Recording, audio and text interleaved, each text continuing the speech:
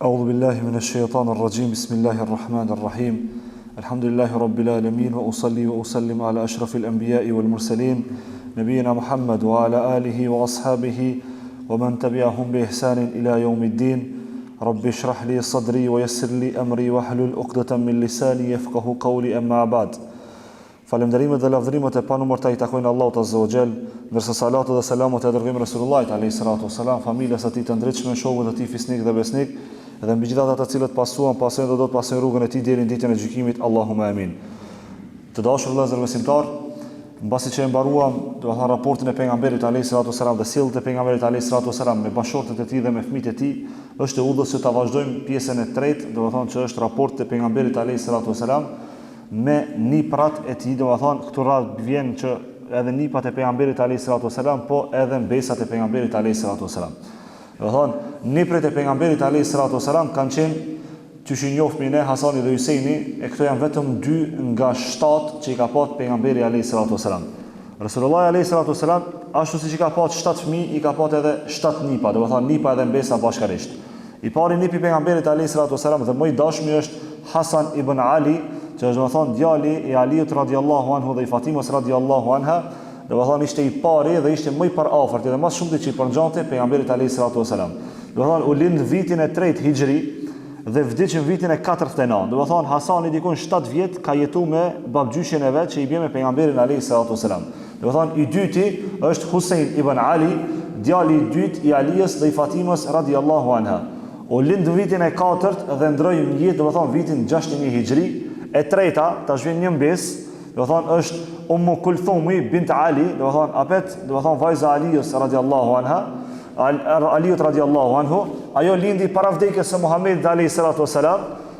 Do të thonë kjo vajzë lindi para vdekjes së pejgamberit alayhi salatu wasalam. Omer ibn Khattabi, halife i dytë i muslimanëve, u martu me këtë mes pejgamberit alayhi salatu wasalam, edhe ajo ishte nana e Zeid ibn Omerit.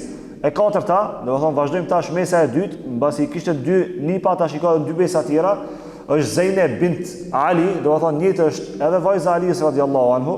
Ajo erdhi një derisa pejgamberi alayhi salatu wasallam ishte gjallë, se realisht mundesh me pa të mesa, ama mundën me ardha ato njëtë para masi dekshti. Për shembull, ti ke një vajzë ose ke një djalë që ti ndron njëtë, pastaj mund të marrë ndaj nip, ato bojnë fëmijë mbas, ama ti si je gjallë. Pejgamberi alayhi salatu wasallam deri këtu i ka zënë gjallë, do të thonë mesat edhe nipat e tij.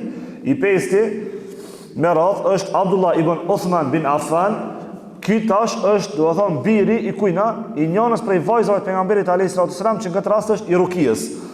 Abdullahi, do të thonë, lindi në Habeshe, në Etiopi dhe vdiq në moshën 6 vjeçare. Allah azza wa jalla ka mundsu këtij nipit pesë pejgamberit alayhi salatu wasalam me jetu vetëm 6 vjet. Do të thonë, e gjashta është Umame bint al-Asi. Ajo ishte bija e Zeynepës, do të thonë, mes e pejgamberit alayhi salatu wasalam prej Zeynepës. Edhe i shtati ishte Ali ibn al-Asi, do të thonë ai ishte vllai i Umame bin Zeynep, edhe ky djalë është, do të thonë, në këtë rast Umame bin Ali, do të thonë, është djali i kujna i Zeynepës, nipi pejgamberit alayhi salatu wasalam. Pejgamberi alayhi salatu wasalam, do të thonë, nuk kishte nipa vetëm me Fatimën. Don kjo është interesant me ditë se ne mendojna se vetëm Hasanin dhe Husajnin. Për shembull, nëse pyet dikan, pa ndonjë këtë ligjërat, kanë ka pejgamberi alayhi salatu wasalam, do të thonë nipra komplet edhe mesa, mund të njëjë veç Hasanin dhe Husajnin. Do të thonë ti lip me ditë prej sot që pejgamberi alayhi salatu wasalam sa fëmijë ka pat, çaçë edhe nipa edhe mesa i ka pat. Do të thonë 7 fëmijë ka pat, edhe 7 mesa edhe nipa i ka pat në këtë rast.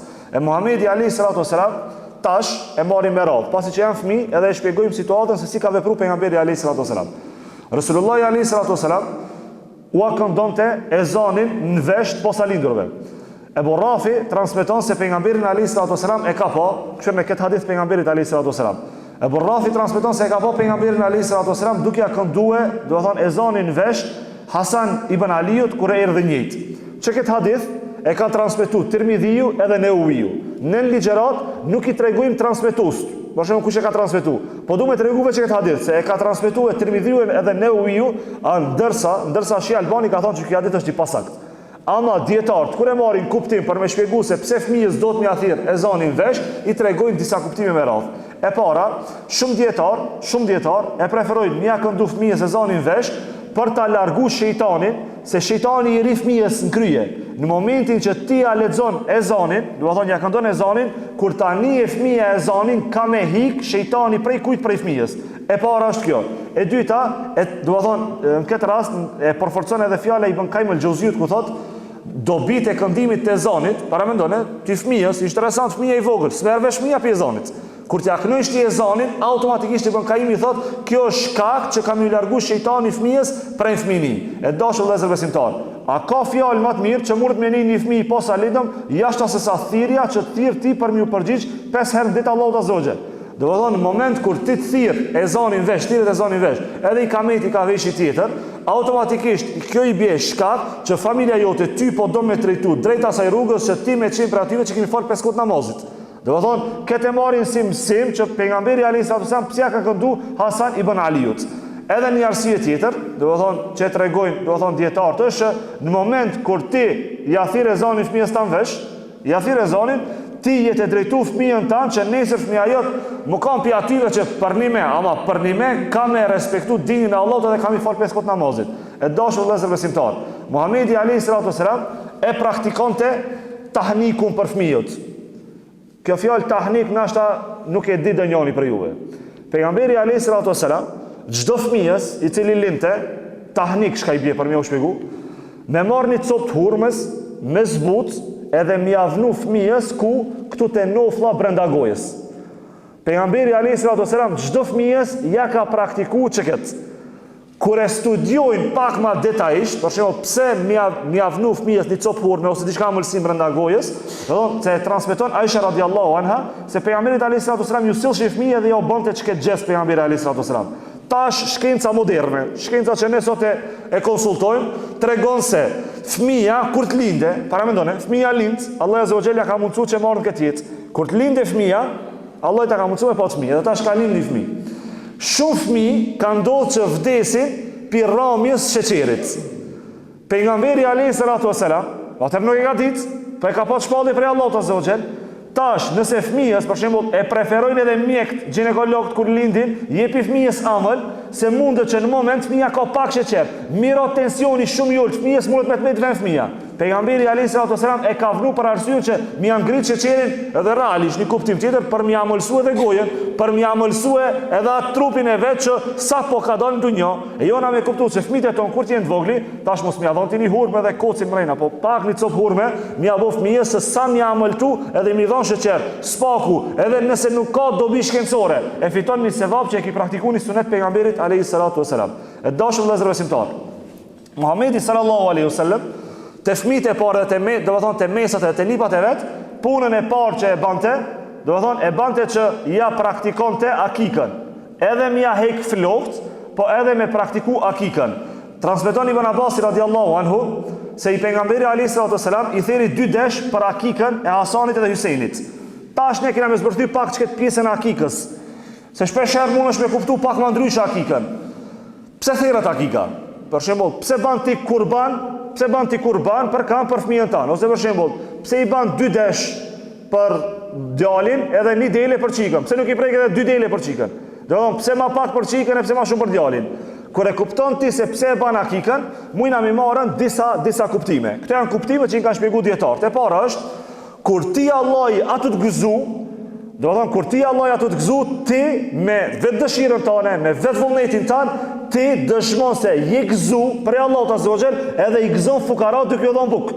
Do të thonë kjo është kuptimi i parë. E dyta, akika bëhet se është një sunet i pejgamberit alayhis salam.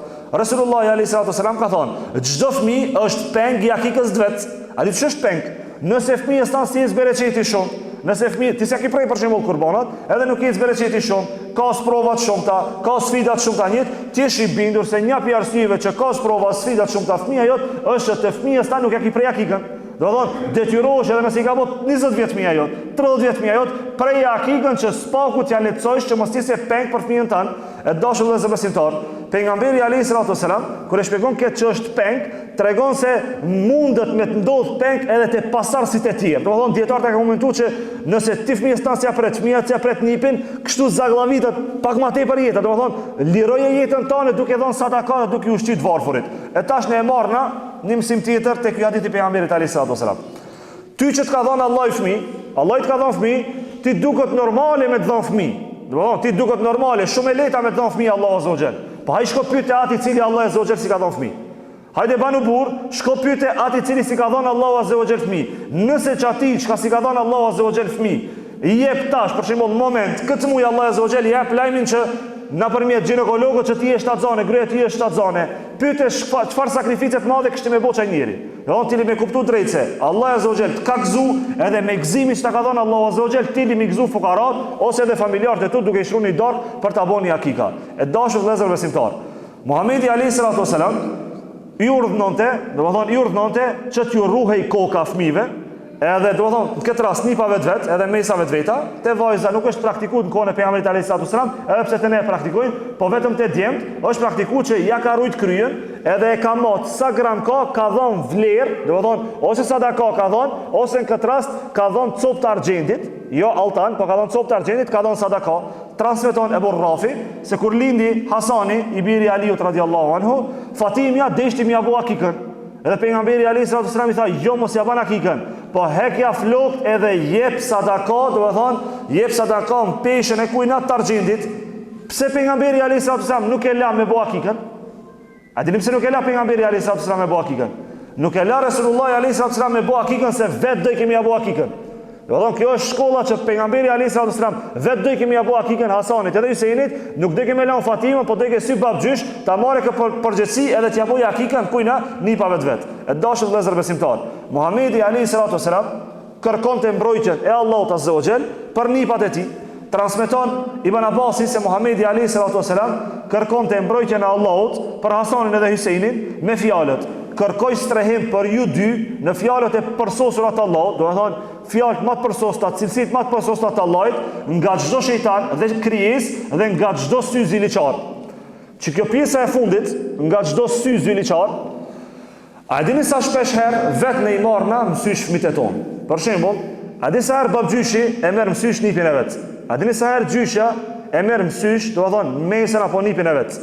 Kur ta shifsh një fëmijë, ti cili ki nipa, mesa, Allah e Zogjel ka gëzu, ose veç e sheni fëmi, thuj mashallah te barakallah, se mundët syni jatë fëmijën ta natër mos me lanë me fletë. Ndodhë shumë fëmi që kam probleme 1 javë, 2 javë, 3 javë, si rezultati mësyshit që ti e ki bo. Se pejgamberi alayhis salam thot, el ainu haq, syni jo që sheti, edhe nuk ban mashallah në krijesën e Allah, që Allah e Zogjel e ka bo një krijes, edhe Allah e Zogjel e ban, që në përmjet syni ta ti me marë mësysh edhe i fëmi mos me fletë. Lip me qeni vetëdijshëm edhe i kujdesshëm që ne kur të vjen koha për me pa dika neshe këtë fëmijën e vogël për shembull mashallah, ban mashallah kur çdo s'kushton. Ban mashallah dhe mos ja lë shejtanit derën e hap për me mujt shejtani me do fëmijë fëmijën. Se ndodh që ti e sheni fëmijë edhe ti nuk thu mashallah, ti nuk hek, ti shkon në shtëpinë tane, ama hek çajo nanë dhe çaj bab që e kanë çat fëmijën në shtëpi. Për këtë arsye bani mashallah, te barakallah kur të shihni fëmijët, se pejgamberi alayhis salam kur i shifte fëmijët bante lutje të ndryshme për m'ia u lecuë që mos t'i kapim syshi. E dashur vëllezër besimtar, Muhamedi alayhis salam i merrte me vete në xhami nipat edhe mesat e tij. Transmeton Ebu Bekra e pash Muhamedin alayhis salam teksa çndronte në minber dhe Hasanin e kishte pranë vetës, ky i fundit sille rreth rrotull, për shembull ndaj fëmijë, ki po kur shkon te një xhamatli te tjetri, edhe mos i viket te pejgamberi alayhis salam. Në këtë rast Muhamedi alayhis salam tha, ky është nipi im, është udhëheqës që Allahu azza wa jall do t'i bashkojë 2 fraksionet më të mëdha të muslimanëve për shkak të tij.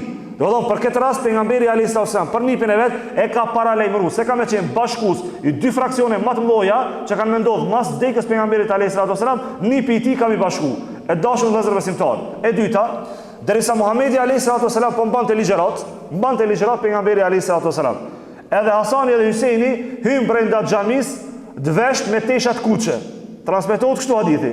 Edhe pejgamberi alayhis salam e pas ato po lujn, urzojshin, uçojshin, ngareshin, hypshin nalt, hypshin poshtë, do të thonë livriçin shumë Hasani dhe Huseini, edhe në këtë rast kur i pa pejgamberi alayhis salam, para mendoni çka tha, Allahu azza wa jall e ka thonë të vërtetën. Çka ka thonë Allahu azza wa jall? Allahu azza wa jall ka thonë: "Innama amwalukum wa auladukum fitna, wallahu indahu ajrun azim." Allahu azza wa jall thot në Kur'an, pasuria dhe fëmijët e juaj janë vetëm një sprovë.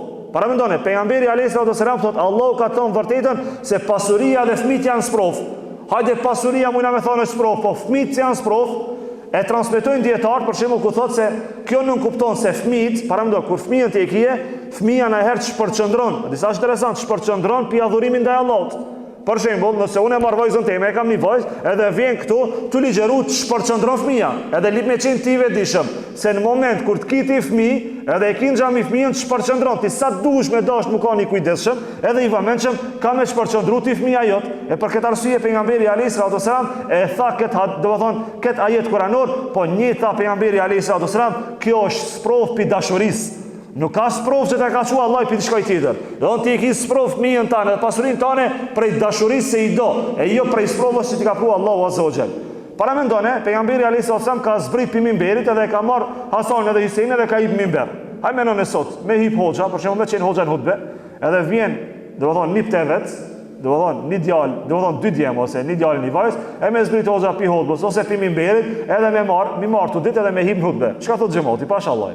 Do thonë, a shti gjete mi përkdhel fëmijët e tua. Pejgamberi Zotit alayhis salam ka ditë mi përkdhel fëmijët e tij, edhe nipat e tij, qysh në forma që neve ndoshta na duken absurde. E për këtë arsye dashur besimtar, Muhamedi alayhis salam i mbante në krah derisa falte namaz. Për shembull, transmeton Ebu Katade, para mendon imamin, me dal tash imamit këtu, edhe mi pat kanë nipat edhe mesat e veta mi pat në krah dhe mu fal. Ajo duket çudi ajo. Valla duket çudi. Mu fal me tudi nipat, për shembull, në krah duket çudi. A pejgamberi alayhis salam çe transmeton Ebu Katade se kishte pa pejgamberin alayhis salam duke qenë imam, ndërsa në krah mbante mbesën e tij Umama bint Abu al-Asim. Për shembull, e kapke në krah dhe falte pejgamberi alayhis salam. Ndërsa kur përkulej, shojken ruku edhe në sejdë, e liken tok. Kur u çoi ka apet e kapke në krah. Do të thonë, kjo ka qenë një prej situatave që pejgamberit alayhis salam i ka ndodhur. Nes po thojna që ditë për ditë e ka bo Resulullah alayhis salam. Po një ditë prej ditëve e ka bo që këtë gjest, edhe kjo jep që nuk të prishet namazin nëse fëmijën tanë ti e kapë në krah përderisa i të falë namaz. Do të thonë, kjo nuk ka qenë veç për pejgamberin alayhis salam. Për shembull, fëmia del para sutrës, ta prish sutrën, nuk ta prish namazin. Do të thonë, ajo është që prej dashurisë dhe dhëmshurisë që ti e ki për fëmijën. Allah azza wa jall, do të thonë, ta ndalon dikush me ta prish sutrën kur është në bylig edhe i di rregullat. E por dikon shka si di që fëmija është i vogël, mësoj e thu i zban me dal, ama edhe nëse del nuk të ka prish namazin tanë. E dashur vëllezër besimtar, Muhamedi sallallahu alaihi wasallam i toleronte, do të thonë i toleronte dolazdria, do të thonë i bajshin dolazdria që i banti fëmijët duke qenë namaz. Për shembull, transmeton Shaddad ibn al-Hadi se pejgamberi alayhis salam derisa ishte në sejdë, i hypan Hasani edhe Husejni mbi shpinë. Çisa vallahi çka ditë, të bën me kuptu interesant. Pejgamberi alayhis salam po shkon sejdë. Shkon sejdë, edhe hyp Hasani edhe Husejni hipin mbi shpinë pejgamberit alayhis salam. Edhe Resulullah alayhis salam çat gjat në sejdë, sa njëri për shembull transmeton Shedadi thot, unë u çova pi sejdës takshiri mos ka dek pejgamberi alayhis salam. Do thonë, është që e ka pa lujshin fëmijët mbi shpinën e pejgamberit alayhis salam, Resulullah alayhis salam nikin sejdë, për shka për çdo arsye nuk e prishke, do të thonë lojën e fëmijëve. Edhe mbasi mbaroi namazi, e pyet Shedadi thot, ja Resulullah, pse nuk u çojshe? Do thonë, pse nuk u çojshe, pse çat gjatë, mendova mos ka ardhur një shpallje ose mos ki vdekën vend. Thot pejgamberi alayhis salam, as një anë as tjetra s'u ndodhën. Thot përkundrazi, biri im, në këtë rast nipi vet, më hipi mbi shpinë dhe nuk doja t'ia prishi rehatin derisa ta mbaronte. Para mendo Resulullah alayhis salam edhe namazin like me lut nipat e vet. E ti nuk i lën rehati kur je. Do të thonë, kjo është një shkollë e madhe që ti nipi tan mos ia prish kur ai vogël. Resulullah alayhis salam edhe namazin e vazhdoi, do të thonë namazin e zgjati, sejdën e zgjati, që mos më oprish lojën. E dashur vëllezër besimtar. Këtu e marrna një mësim ne për fëmijët që janë në xhami.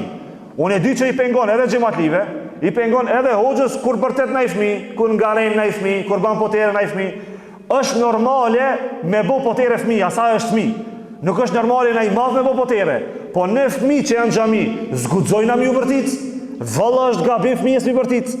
Mu personalisht, a di kur jam në hutbe, a di sa pengon zoni fëmijës. Ama mundona asnjë kritik mos më avon se si ta kritikoj fëmijën ti e largon pi xhamisë. Merë fëmijën foli thuj, nuk ban kur fol hoxha, kur falet namazi, nuk ban potere, mundesh me ardhmë herët, okay, bërtet dhe sa nis namazi. Do ti munosh me fëmijën e xhamisë me diskutuese. Nëse ne ja nisna i përzojna fëmijët e xhamisë, mos e kalojë gjenerata jon, kush ka më na zaventsu neve këtu? Unë kam qenë fëmijë sa xhamisë. Unë ti që xhamia ka marrë për moshën 2-3 vjeçare, 4 vjeçare, si bebe ka marrë këtë xhami, që ka qenë xhamia e vjetër, e tash xhamia e re. Do të thonë ne fëmijët, që ato fëmijë që janë xhami, nesër ka më bë dikush imam, dikush haxhije, dikush hoxhe, do të thonë dikush ka marrë profesione të ndryshme në xhami. Zguxon fëmijës me agërdit xhamiën, edhe zguxon fëmijës me apo xhamiën, si shkojë dikush edhe është ndaj plak që me të parën i vërtet, mos i vërtet fëmijës në xhami. Fëmijën merre me të mirë, ani pse na herë pengon, ai nesër inshallah vet disot edhe ka me kuptuesin xhamili më kanë i sjellshëm.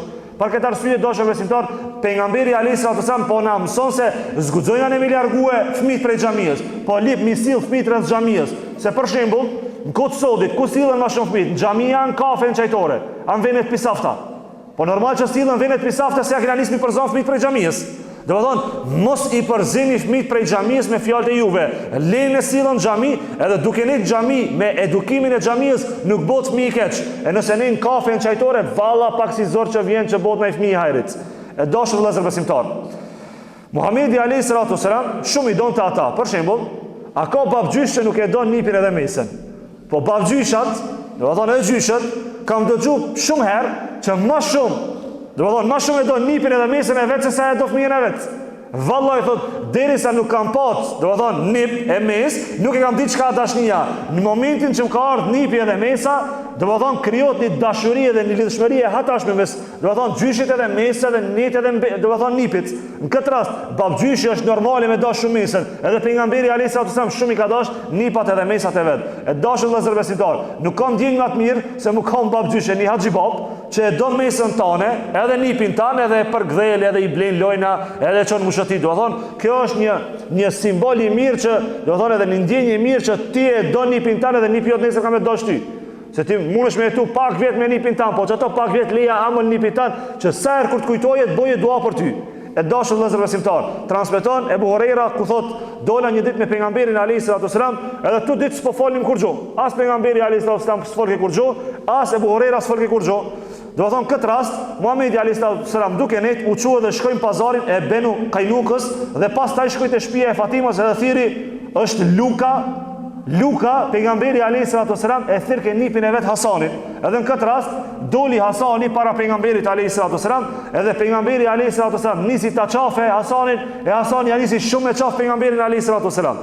Në këtë rast pejgamberi alayhis salam e tha një fjalë. Tha, o Allah, unë e du Hasanin, duoja edhe ti dhe këdo që e do Hasani.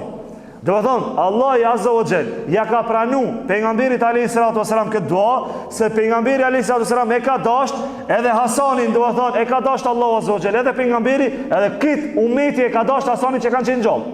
Do të thonë, është interesante se duat e pejgamberit për nipat e vet janë pranuar në moment. E dashur vëllezër besimtar, ta dini se fëmia nuk e do atë njerin që është i vrasht. Fëmia nuk e do as babgjyshin, as babën e vet, as nanën e vet që është e vrasht. Normal nana, baba lip me eduku fëmijën edhe njerë lip me thartu fëmijës. Ama pointa është që fëmia mas shumë ti e di kanë e do njerin e but. Kur ti si babgjysh i but, kur ti si babi but, kur ti si nanë e but, a disa herë do fëmija dhe lidhët me ty.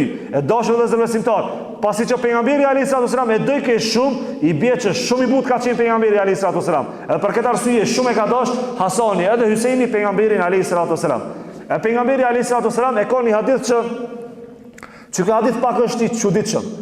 Thot, e transmeton Ebu Huraira radiallahu anhu, ku thot, e pa një ditë pejgamberin alayhis salam duke i qaf edhe duke i puth nipat e tij, Hasanin edhe Hyseinin, edhe njëri nga të pranishmit, para mendoni, njëri nga të pranishmit që ishin e patu e qaf pejgamberi alayhis salam nipat e vet, edhe i puthke si babgjyshit që e puth nipin e vet, edhe në moment njëri tha, a për një me i do, ja Rasulullah, pejgamberi alayhis salam tha, kush i do ata, më ka dasht edhe mu.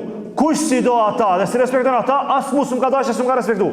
Do të thonë, ne kena borç me dasht edhe Hasanin edhe Hyseinin. Ne kena borç 7 niprat e pejgamberit alayhis salam, mi dash se pejgamberi alayhis salam i ka dasht. Do të thonë, ne marrna një mësim tjetër këtu për me zbërthy. Kjo është paralelja e parë. E dyta, edhe çka është? Mos ja shoj kërkujt nipin. Mos i thuj dikuj, au nipi jot sa zavrak s'po durohet. Mos i thuj kësi fjalë. A di pse se e prekin pikë dopt. Ne lip me kuptu drejt se zgudzojna mi asha nipin kërkujt. Nëse nuk të pëlqen na i nipi dikujt, për shembull, nuk të pëlqen nipi i bazhanakit tan, nuk të pëlqen nipi i një familjarit tan, mos i thuj çaj nipi jot, inshallah s'vjen të shpjejme se harakirit ban, tatollovit këtë shpjejem, mos i thuj.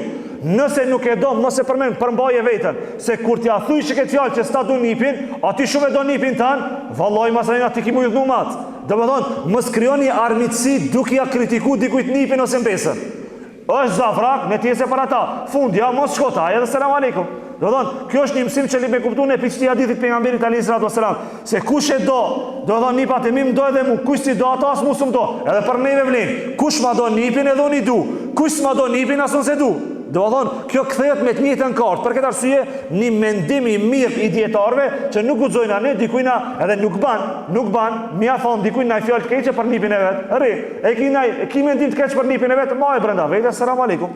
E dashur vëllezër besimtar, Muhamedi alayhis salatu wasalam i hipte nipat e vet. Do të thonë, kjo është raporti dhe sjellja e pejgamberit alayhis salatu wasalam ditë për ditë me nipat e vet. Ku i shifke? I mur një ditë pejgamberi alayhis salatu wasalam nipat e vet i hipin mbi deve, edhe lujke pejgamberi alayhis salatu wasalam me nipat e vet. Një ditë tjetër i hipkin mbi një mushk. Po ne jona diçka s'me kuptu për këtyre haditheve të pejgamberit alayhis salatu wasalam. Merre ti si babgjish nipin tan mesën tane çoje te lojnat. Nuk është marrë me çute lojnat nipin edhe mesën tane. Nipi edhe mesa jote lidhen me ty nëse ti i kujdesshëm. Pejgamberi alayhis salatu wasalam apo stafat shkëkin shtëpinë e nipave të vetë edhe mesave të veta. I mirte, i çojke, i hipke mbi deve, i shëtitke, lujke me ato bashkarisht për me tregu se ka dashuri dhe them shuri për nipat e vet. Edhe jona është me kuptu shumë qartë se nëse dojna ne me na dash nipat e tona edhe mesat e tona, duhesh mi marr me shkum, ju blej lojna, mi çuna se me na i lojn, mi relaksu fëmijët, do të thonë nipat e tu, pse se kjo arsye të bash të nipi jot me pat një respekt veçantë për ty. E dashur vëllezër besimtar, Muhamedi alayhis salatu wasalam lunte me fëmijët edhe i bënte ata çështje. Për shembull, çysh ka lut pejgamberi alayhis salatu wasalam me nipat e vet, edhe me mesat e veta. Transmetohet se pejgamberi alayhis salatu wasalam e mirë këtë, do të thonë, e kishte dorën e vet, edhe te mjekra e Husejnit, do të thonë, e giligickën e thojnë, edhe e bëjke me kesh, ose ka qafa e preke, ka kjo pjesa ma shumë transmetohet, lujke me durët e veta, do të thonë, pejgamberi alayhis salatu wasalam me nipat e vet. Pse se dojke me tregu afërsi për nipat e vet. E dashur vëllezër besimtar, shumë ndjenjë interesante është kur lul babgjysh ose gjysha me nipin edhe mesën. Valla ndjenjë interesante është. Ose për shembull, minxha që lun me djalin e vllavit vet. Do të thonë, ka raporte tjera ku ka nip edhe mes. Për këtë arsye, kënaqni, luni, dashuroni, tregoni dëmshëri, tregoni kujdes nëse dëshironi mi u dash vazhdimisht. E dashur vëllezër besimtar, Muhamedi alayhis salatu wasalam, raport tjetër është që për ato, për nipat e vet edhe mesat e veta, u lut ke shpesh. Për shembull, a disa është e rëndësishme mu lut për nipat e tu.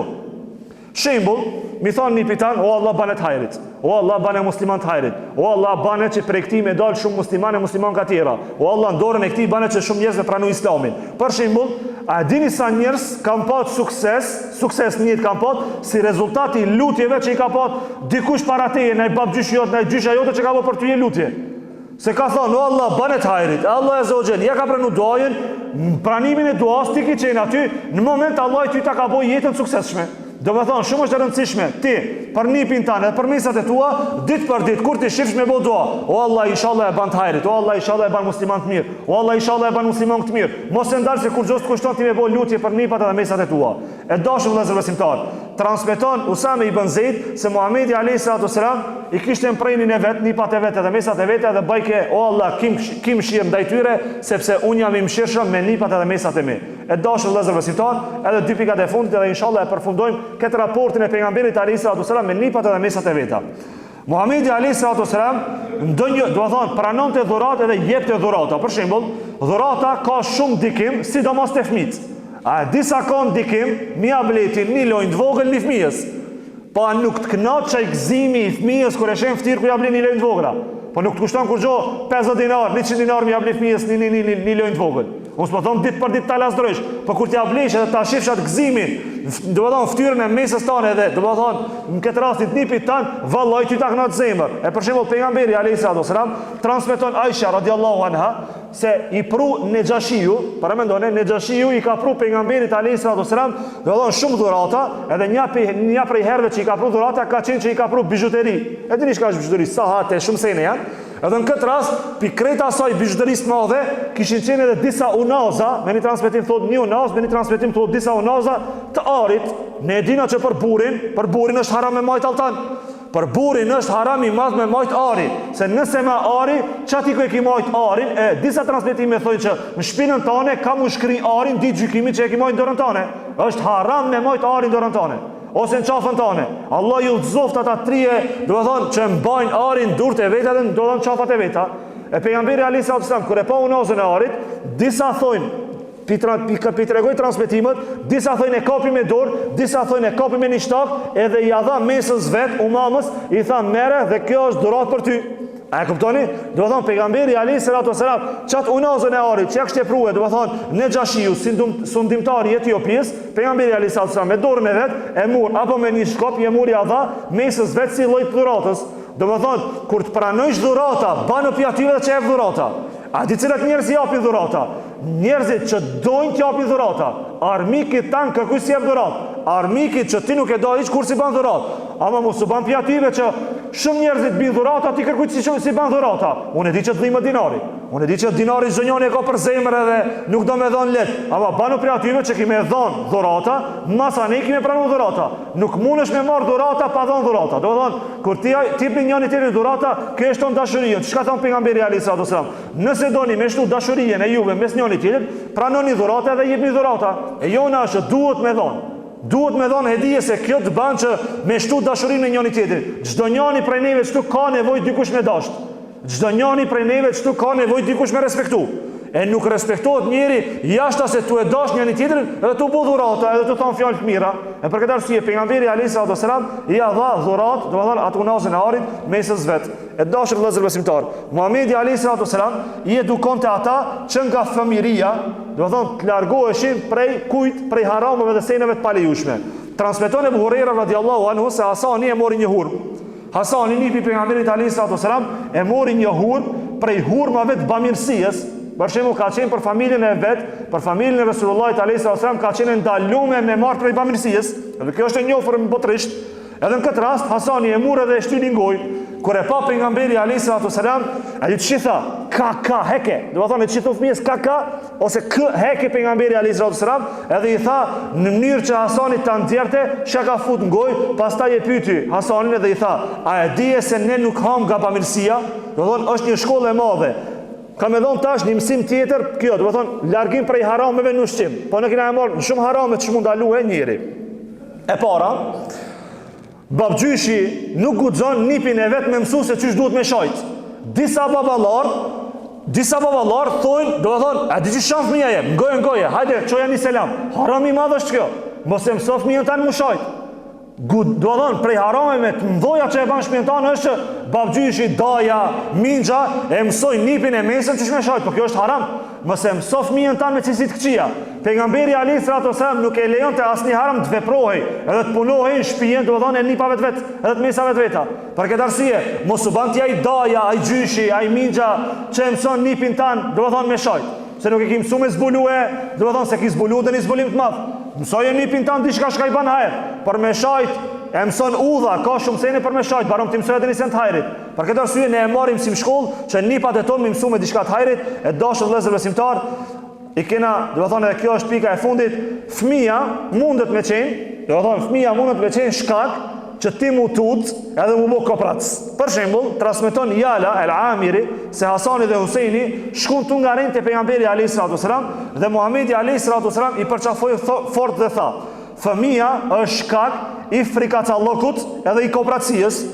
Sheikh Sindi e komenton një dietar i shuar i botës arabe, thotë: kuptimi i kësaj është që ti prej dashurisë për fëmijët e tu, para mendone, për dashurinë që e kiti për fëmijët e tu dhe për nipat e tu, mesat e tua, ti nuk jep sadaka tutësh, të ruaj për evladin tem. Po gabim është, nuk guxon ti me qenë koprac, pse Allah të ka dhënë shumë fëmijë ose të ka dhënë shumë mesa. Jep sadaka, mos të bëhet shkak, do të thonë, fëmia, nipi, mesat tu më kanë koprac, do të thonë koprac, jo për fëmijën tënë mesat e tua, po edhe për njerëzit e tjerë. E këtë e marrë në mësimin e fundit. Do të thonë, disa baballar nuk japin sadaka, tu menu që fëmijës vet, mbledhe pare, veç fëmijës vet ja rregulloj jetën. O i dashur bab e nderuar anon, o ti i cili Allah azza wa jall ka furnizu, ti mundoja fëmijës tanë mi mësu rrugën se çysh me fitu xhenetin, se Allah azza wa jall asnjë fëmijë se kalon për rrezik. Mos ju tot rrezikit për fëmijën tanë. Ban shka të bajsh, do thotë, qetësoj vetën tane se vallaj, bilaj, Allah azza wa jall ka me ta sjellë rrezikun.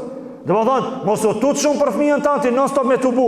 Unë s'po them tash edhe anën tjetër më kanë këti lirum, po me qenë mesatar.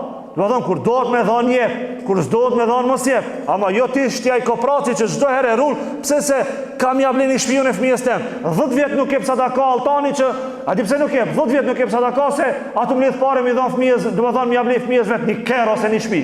Jo be loç ke, mrena mujt, jep sadaka, pirogës daj një pjesë sadaka, se vallahi sadakaja, që kjo është rregull. Nëse i tregojnë aty dikujt që se beson Allah, nuk e beson këtë fjali. Sadakaja në shikim parë ty ta hu pasurinë. Veç ne që jena muslimanë, edhe veç ne që japna sadaka, e dina që do të thonë sadakaja ta shto pasurinë. Ti jep sadaka, Allah i ta kthej një çifish. Do të thonë kur e kupton se ti jep, Allah i ta kthen më shumë, çka po të nal me dhon ti sadaka. Do të thonë kupton e drejtë se nuk li me qenë për neve, do të thonë nuk li me qenë në koprac, nëse Allah azza wa jalla na ka dhënë nipa dhe mesa, duke dash me qenë të kujdesshëm për fëmijët edhe për mesat e tona. Unë me këtë përfundoj raportin mes pejgamberit alayhis salam me nipat edhe mesat e tij dhe inshallah ditën vazhdojmë edhe me raportet e tjera pejgamberit alayhis salam wa akhiru da'wahum alhamdulillahi rabbil alamin.